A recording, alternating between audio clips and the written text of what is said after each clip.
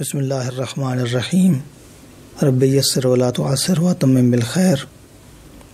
مومنین کرام، آج کل کمیونزم کا حملہ ہے پاکستان میں اور دنیا بھر کے مختلف اداروں میں، مختلف میڈیا چینلز پر، سوشل میڈیا پر بہت سارے لوگ ایسے ہیں کہ جو انکار کرتے ہیں ہر دین کا، ہر مذہب کا، انبیاء کا، اللہ کے رسولوں کا، اللہ کے وجود کا انکار کرتے ہیں، شریعت کا انکار کرتے ہیں۔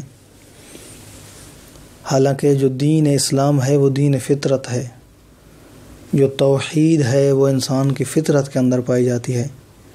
انسان کو کچھ نہ معلوم ہو تب بھی اس کے ذہن کے اندر یہ ایک عقیدہ موجود ہے کہ کوئی غیبی طاقت ہے کائنات میں کہ جو اس کے اوپر کنٹرول کیے ہوئے ہے، جو اس کا فائدہ کر سکتی ہے۔ امام خمینی رضوان اللہ تعالی علیہ نے اس حوالے سے مفصل بحث فرمائی ہے۔ 11ویں حدیث کا عنوان ہے فطرت، اور فطرت کا مطلب ہوتا ہے تخلیق۔ روایت موجود ہے زرارہ سے، کہتے ہیں کہ سألت ابا عبد اللہ علیہ السلام عن قول اللہ عز وجل۔ زرارہ کہتے ہیں کہ میں نے حضرت ابو عبداللہ علیہ السلام سے، امام جعفر صادق علیہ السلام سے اس حوالے سے پوچھا کہ اللہ کا یہ جو فرمان ہے فطرت اللہ التی فطر الناس علیہا، کہ اللہ نے اپنی ہی تخلیق پر لوگوں کو خلق کیا ہے، فطرت پر خلق کیا ہے۔ یہاں پر فطرت سے کیا مراد ہے؟ اللہ نے کس چیز پر خلق کیا ہے، کس چیز کو اللہ نے فطرت میں دیتے ہوئے خلق کیا ہے؟ تو امام علیہ السلام کا جواب تھا فطرہم جمیعا علی التوحید،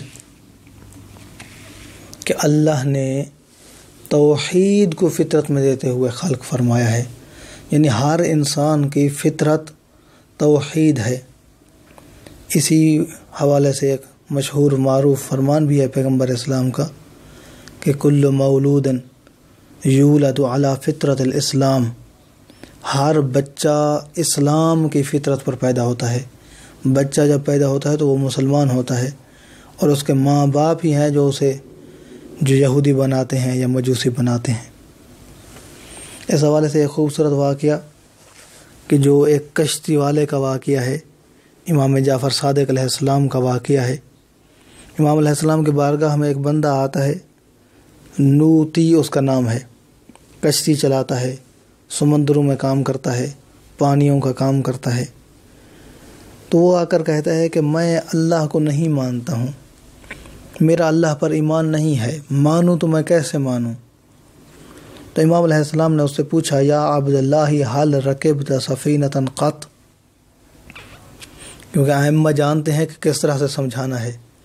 امام کا کلام کلاموں کا امام ہوتا ہے، کلام الامام امام الکلام۔ تو امام علیہ السلام نے اسی کے کام سے متعلق سوال پوچھا، اس کا تو کام ہی یہی تھا کہ دن رات وہ کشتی چلایا کرتا تھا۔ امام علیہ السلام نے پوچھا بندہ خدا یہ بتاؤ کہ تم کبھی کشتی پر سوار ہوئے ہو، کبھی سوار ہوئے ہو کشتی پر؟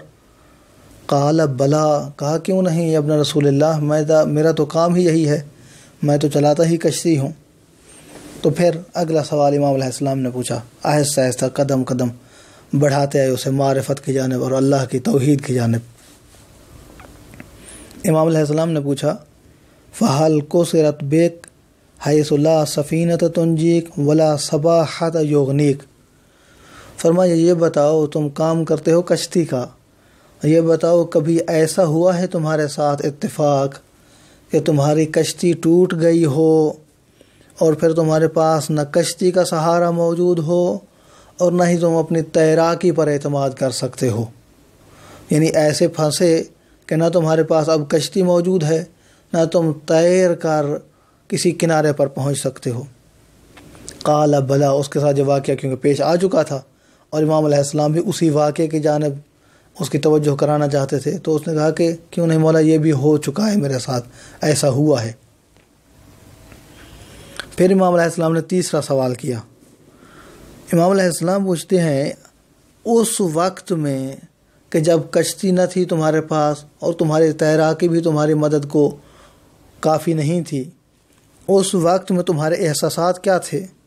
فَهَلْ تَعَلَّقَ قَلْبُكَ أَنَّ شَيْئًا مِنَ الْأَشْيَاءِ قَادِرٌ عَلَىٰ أَن يُخْلِصَكَ مِن وَرَثَتِكَ، فرمایا اس وقت تمہارا دل کسی غیبی چیز کے ساتھ اٹک نہیں گیا تھا؟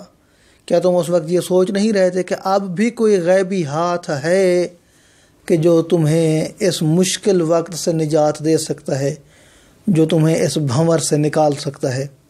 کیا اس وقت تمہارا دل کسی جگہ پر اٹیچ ہوا تھا، اٹک گیا تھا، چمٹ گیا تھا؟ کوئی غیبی طاقت کے ساتھ تمہارا جھکاؤ ہوا تھا؟